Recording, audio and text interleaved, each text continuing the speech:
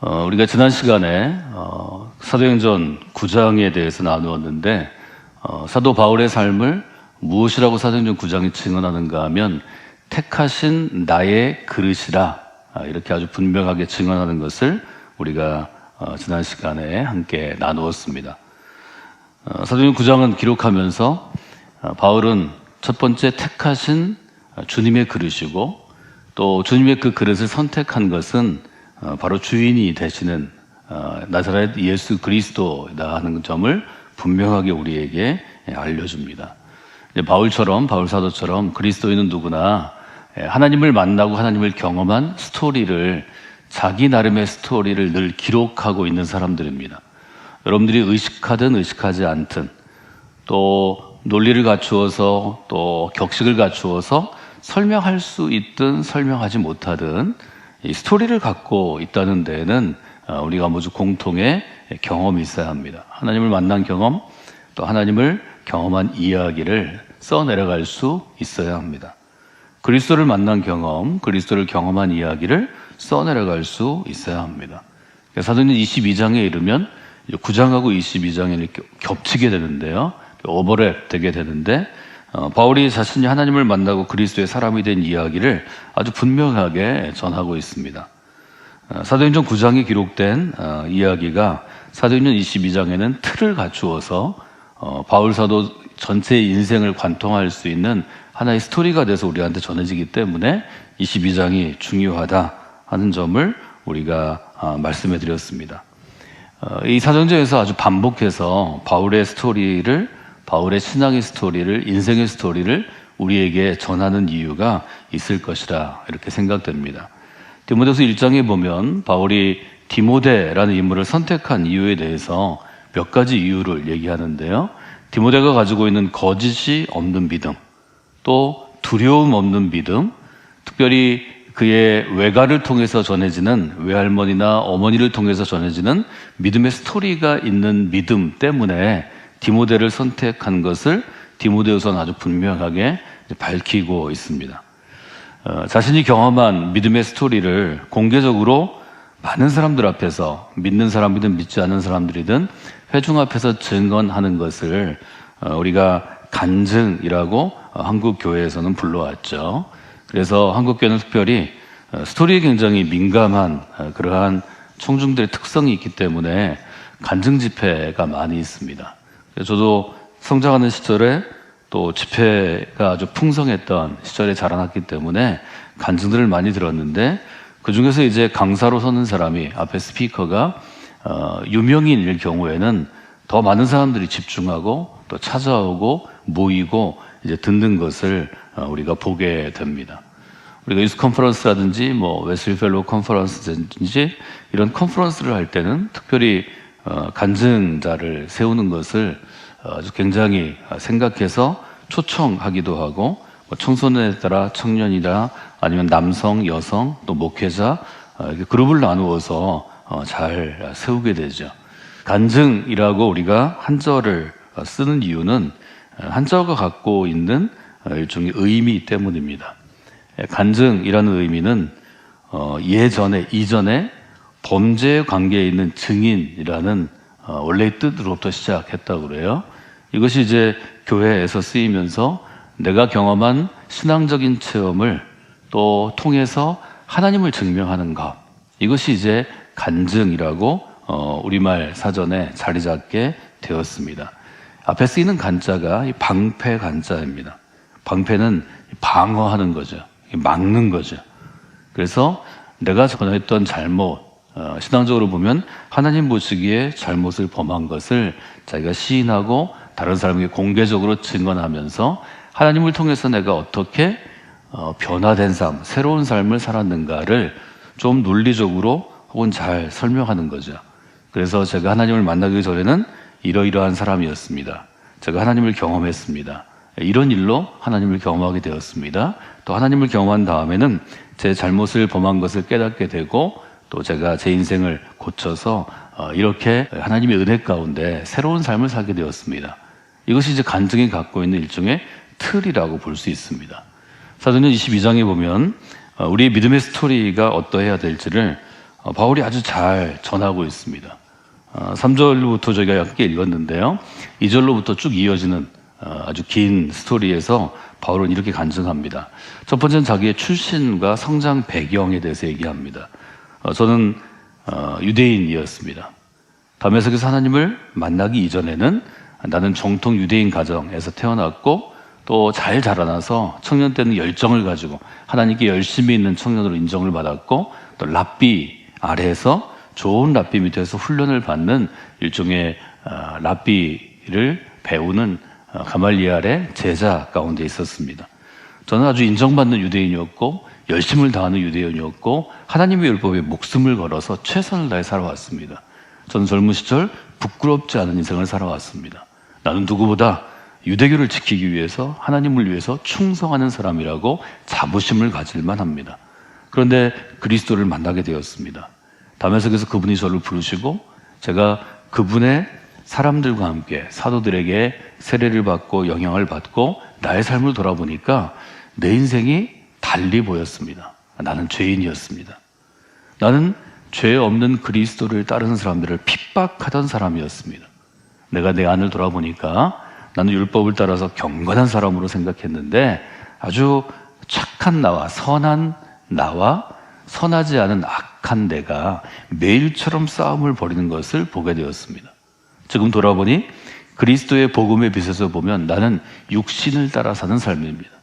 나는 그리스도를 만난 이후에 나의 공고한 영혼을 보게 되었고 거룩한 영을 따라 사는 사람으로 변화되었습니다.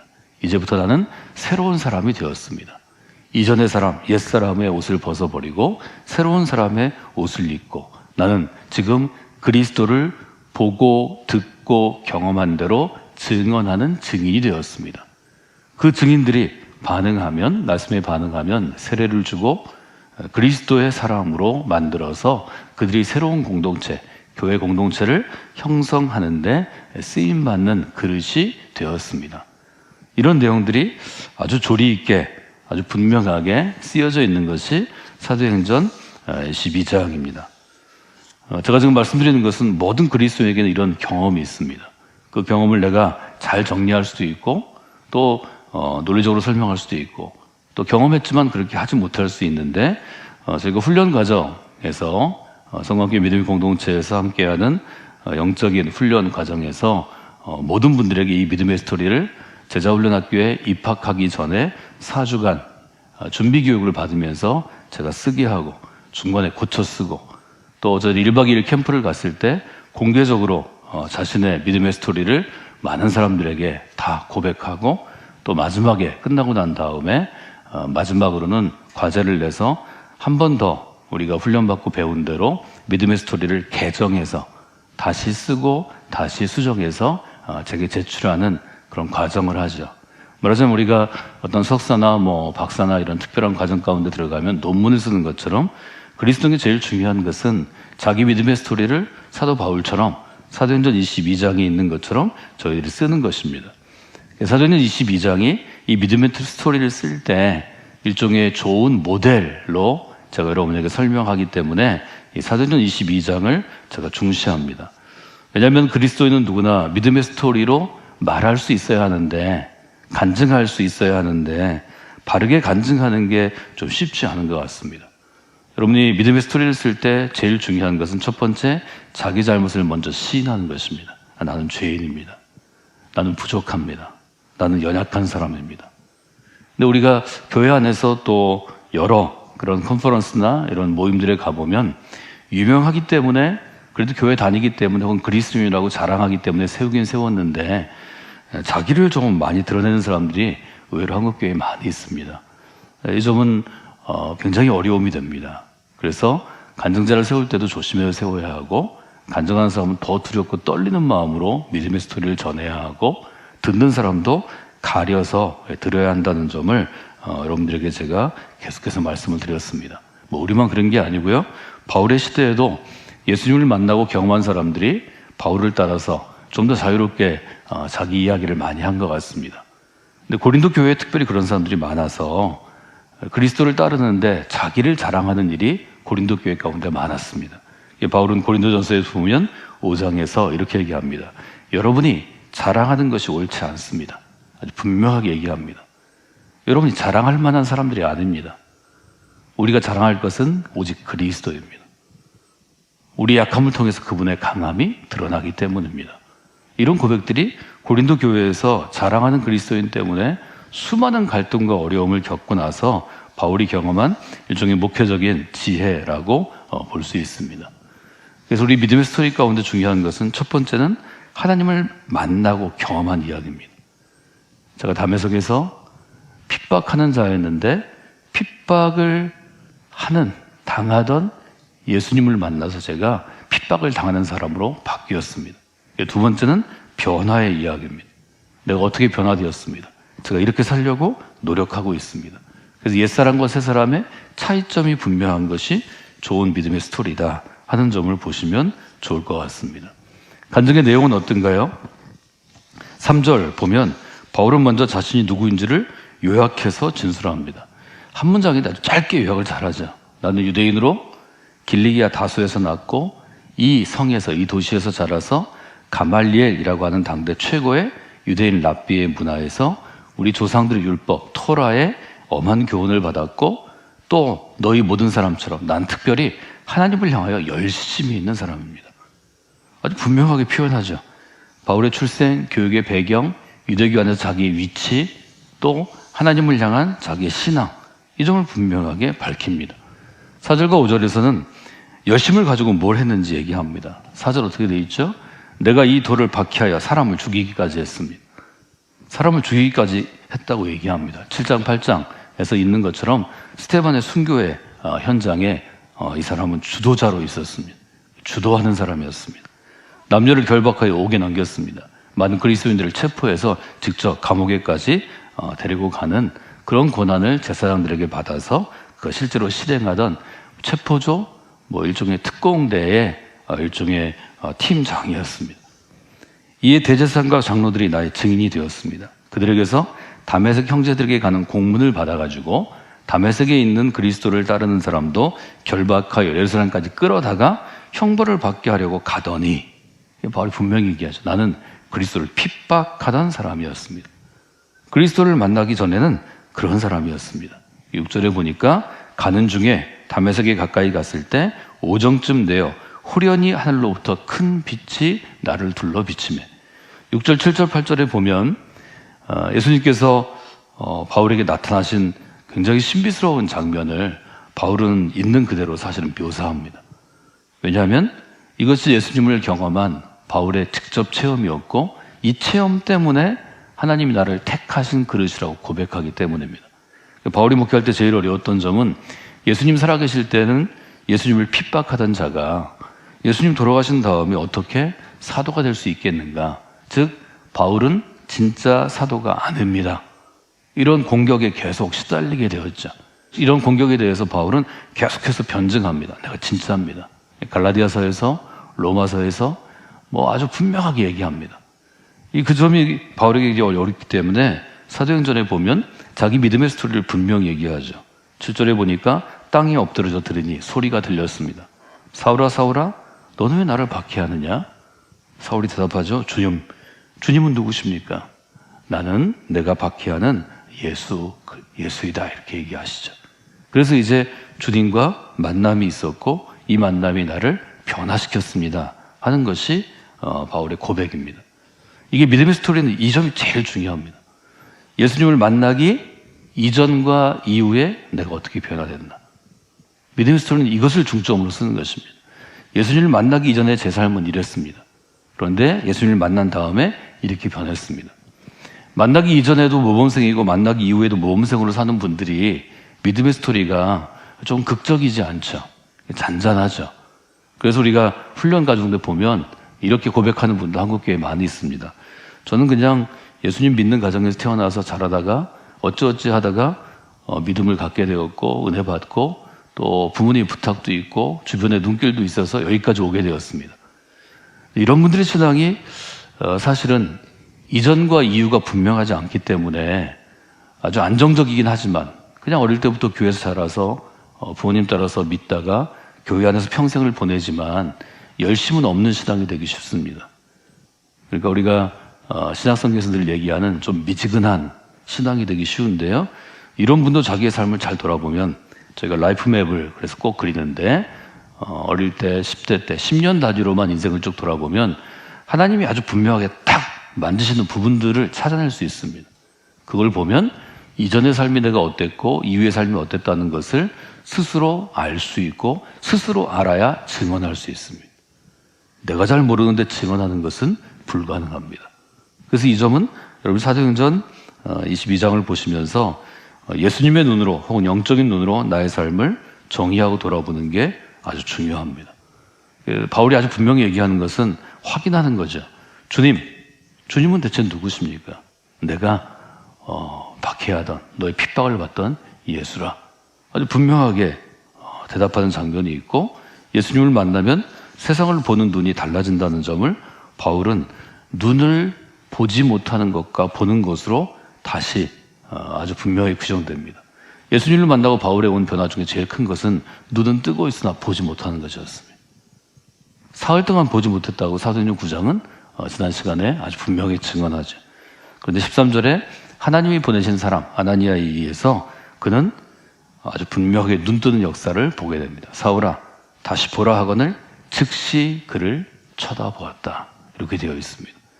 보다라는 단어가 우리 신앙에는 아주 중요하다는 점을 제가 요한복음을 특집으로 우리가 사순절에 요한복음을 묵상할 때 5년 전에 제가 보다라는 주제로 여러분에게 보는 것이 중요한 것을 말씀을 드렸습니다. 하나님을 만나고 주어지는 믿음의 스토리에서 중요한 것은 예수님을 경험하면, 하나님을 경험하면 반드시 이렇게 질문하게 되어 있습니다. 10절에 보면 바울은 뭐라고 질문하나요? 주님, 제가 어떻게 해야 되나요? 주님, 제가 무엇을 해야 되나요? 이것은 모든 사람에게 주는, 말하자면 택하신 그릇이 되는 과정에서 중요한 일입니다. 저는 어떤 그릇이 되어야 할까요? 저는 주님께 쓰임받는 그릇이 되기 위해서 무엇을 좀 해야 될까요? 이런 과정들은 여러분의 인생 가운데, 특별히 믿음의 삶 가운데 누구에게나 있는 것이고, 여러분들이 분명하게 계속해서 검증해 봐야 하는 부분입니다. 주님, 제가 어떻게 해야 될까요? 이렇게 사울이 얘기하자 그때 아주 명령이 있죠. 가라. 일어나라, 가라. 딱 두 단어인데요. 일어나 다메섹으로 들어가라. 그러면 내가 해야 될 일을 누가 알려줄 것이다.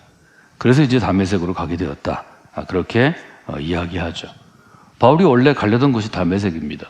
장소는 바뀌지 않았습니다. 그런데 가려는 목적은 바뀌죠. 다메섹으로 가서 그리스도를 믿는 사람을 모두 결박해서 예루살렘까지 데리고 가서 감옥에 쳐넣으려고 했는데 목적이 바뀝니다.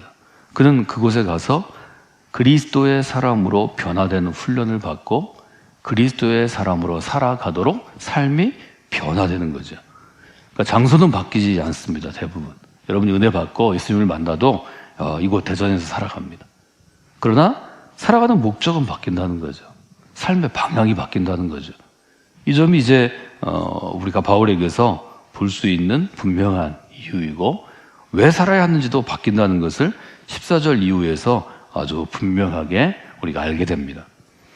하나님이 너를 택하여 너로 하여금 자기의 뜻을 알게 하시고 의인을 보게 하시고 그 입에서 나오는 음성을 듣게 하셨으니. 15절 같이 읽어볼까요? 내가 그를 위하여 모든 사람 앞에서 내가 보고 들은 것의 증인이 되리라. 하나님께서 바울을 부르신 이유에 대해서는 분명하게 이해하십니다. 첫 번째, 내가 그를 위하여, 그리스도를 위하여. 두 번째, 모든 사람 앞에서. 세 번째, 내가 보고 들은 것에 어떤 것이 되느냐? 증인이 되리라. 이것은 하나님께서 우리를 부르실 때 우리에게 주시는 소명입니다. 우리를 택하신 이유입니다. 우린 직업이 다르고 우리가 만나는 사람들이 다르고 우리 개인의 성향이 다릅니다. 그러나 주님의 부르심을 받은 모든 사람은 어떤 경로든지 증인으로 쓰임받는 것입니다. 그래서 많은 사람들이 은혜 받고 경험한 다음에 하나님, 제가 무슨 일을 해야 할까요? 기도하는데요. 성경을 읽으시고 일어나시면 됩니다. 특별한 일에 하나님이 무엇을 쓰시는 게 아닙니다. 증인으로 살아가다 보면 증인에 적합하도록 다양한 경험을 하고 준비를 하게 되는 것입니다. 그래서 이 부분은 오래 기도할수록 더 아마 혼돈이 올 것입니다. 하나님께서 우리를 부르시고 한 다음에 우리가 할 일은 증인으로 살아가는 것입니다. 무엇을 하나요? 그리스도를 증언하는 것입니다. 누구를 위한 증인인가? 그럼 그리스도를 위한 증인입니다. 누구에게 증언합니까? 모든 사람입니다. 내가 알고 있는 사람, 만나는 사람에게 증언하는 것입니다. 무엇을 증언합니까? 그저 내가 보고 들은 것을 소박하게 증언하면 됩니다. 내가 보고 들은 것을 증언하는 것이 제일 능력이 있습니다. 파워풀합니다. 뭐 어떤 사람은 이렇게 얘기하고 어떤 사람은 이렇게 하고 어떤 신학자는 이렇게 이 얘기를 하는 게 아니고요. 그거는 그 일 가운데 뭐 목회자를 훈련하거나 아니면 그리스도 리더를 훈련하거나 하는 교사된 자로 목회자 된 사람들의 해야 될 일이고, 여러분들이 그냥 그리스도인으로서 교회를 섬기는 성도로서 할 일은 할 수 있는 최선을 다해 매일매일 증인으로 살아가려고 노력하는 것입니다. 이 부분이 아주 유능하면 더 많은 사람들에게 증인들을 세울 수 있도록 목회를 할 수도 있고 또 교회 안에서 어떤 그런 생각을 감당할 수 있는 것이지, 처음부터 너는 분명히 목회를 해야 되겠다, 너는 이렇게 되겠다, 이거는 저는 좀 그릇된 접근이라고 생각합니다. 그런 점들이 이제 한국교회 안에서 조금 개선됐으면 하는 것이 제 생각입니다. 여러분들이 오늘 제가 함께 나눈 말씀은 여러분들이 증인으로 부르심을 받았는데, 여러분이 그리스도의 증인으로 아주 잘 유능하게 쓰임받기 위해서 중요한 것은 여러분이 먼저 여러분의 믿음의 스토리를 계속 정리해 보는 것입니다. 사도행전 22장에 이 믿음의 스토리의 틀을 한번 보시고 그리스도를 중심으로 해서 그리스도를 만나기 이전과 이후의 삶을 여러분들이 보셔서, 첫 번째는 만난 경험이 분명해야 하고, 두 번째는 만나기 이전에 내가 옛사람이 어땠나를 보고 여러분이 시인할 수 있어야 하고, 그 다음에는 변화 후에 내가 어떤 사람이 되었나를 보고, 네 번째는 하나님이 나를 증인으로 부르셨다는 것을 고백할 수 있으면 여러분의 인생이 아주 가치 있게 쓰임받게 될 것입니다.